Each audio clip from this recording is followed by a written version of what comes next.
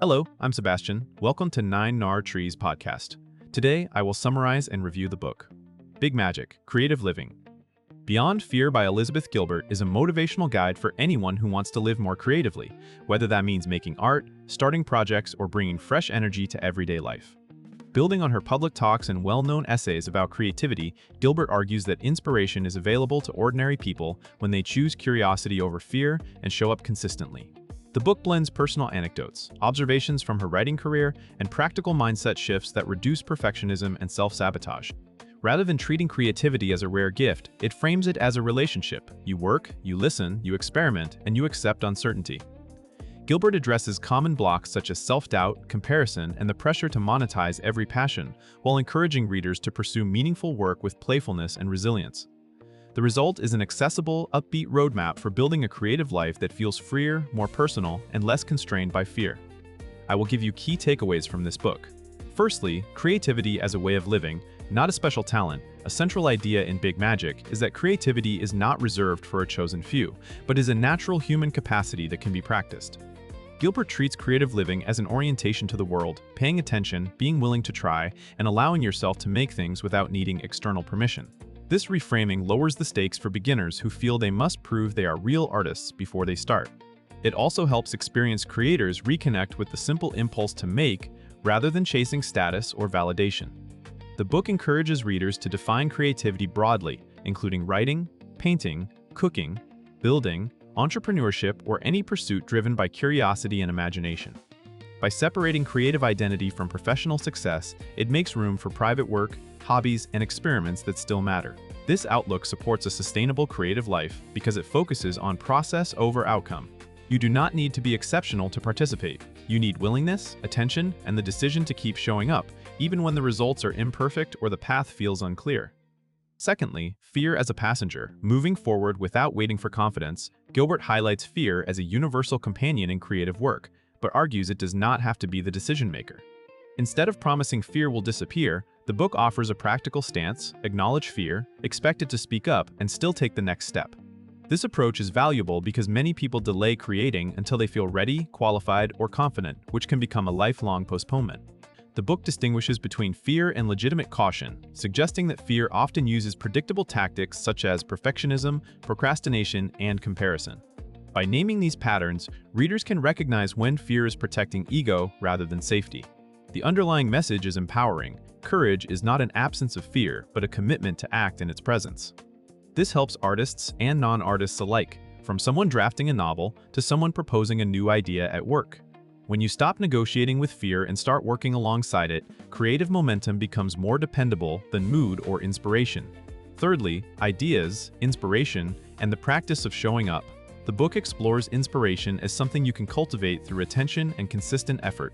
Rather than treating ideas as scarce or mystical, Gilbert suggests they are abundant and that what matters most is your willingness to collaborate with them through disciplined follow-through. This reduces the pressure of waiting for a perfect concept and shifts focus to the craft of executing what you already have. The emphasis on showing up supports a steady creative practice, small sessions, regular habits, and an openness to experimentation. Readers are encouraged to treat creative work as a long game, where progress comes from repeated attempts rather than sudden breakthroughs.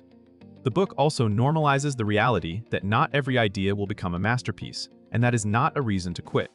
By valuing curiosity and persistence, it invites readers to rebuild trust in their own ability to learn and improve.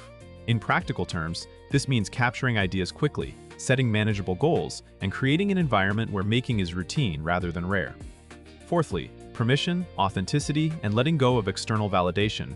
Gilbert addresses a common obstacle: the belief that you need approval, credentials, or the right audience before you are allowed to create.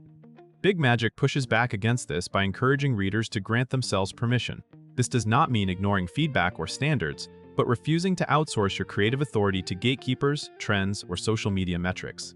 The book also discusses authenticity as a lived practice rather than a brand. Instead of trying to predict what will be popular, it encourages making work that feels sincere to your interests and values. This is especially helpful for people who are stuck in comparison, constantly measuring their work against others and feeling behind.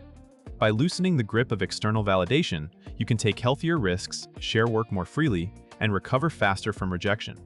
The book suggests that creative freedom grows when you stop demanding that every project justify your worth. When you create because you are compelled and curious, you become more resilient and more likely to develop a distinctive voice over time. Lastly, joy, play, and sustainable creative work without burnout. A defining theme of Big Magic is that creativity thrives when it includes joy and play. Gilbert challenges the romantic idea that art must come from suffering, and instead highlights lightness, curiosity, and experimentation as legitimate engines of serious work. This matters because many creators burn out from over-identifying with outcomes, attaching their self-esteem to success, or forcing every passion to become a career. The book encourages a healthier relationship with ambition by separating financial necessity from creative desire. For some readers, that means keeping a stable job while making art on the side. For others, it means redefining success as consistency and personal meaning rather than recognition. This approach protects the creative spirit from the pressure to constantly perform. It also supports longevity. You can keep creating for decades if the process is rewarding in itself. By inviting readers to flirt with projects, try new mediums, and treat mistakes as part of the game, the book offers a mindset that makes creativity feel less like a test and more like a vital, repeatable source of energy. In conclusion, this book is best for readers who feel called to create, but keep getting stuck in hesitation, perfectionism, or the belief that they are not talented enough. It also suits experienced creators who have lost momentum and want a simpler, kinder way to return to their work. Big Magic can benefit daily life because it reframes creativity as a practical habit built on curiosity and courage, not on rare inspiration or constant confidence. That shift can improve not only artistic output, but also decision-making, self-trust, and willingness to take healthy risks in work and relationships. The book is worth buying compared to similar creativity guides because it blends encouraging mindset coaching with relatable storytelling, making the ideas easy to remember and apply. It does not demand a rigid system or a single definition of success. Instead, it offers flexible principles: keep fear from driving, show up regularly, stop seeking permission, and protect joy. If you want a creative life that feels more free, more playful, and more sustainable, this book provides an accessible framework you can return to whenever fear starts running the show. If you would like to support Elizabeth Gilbert, you can buy the book through the Amazon link I've provided in the podcast description. After reading the book, please let me know what you think and share your thoughts. See you around.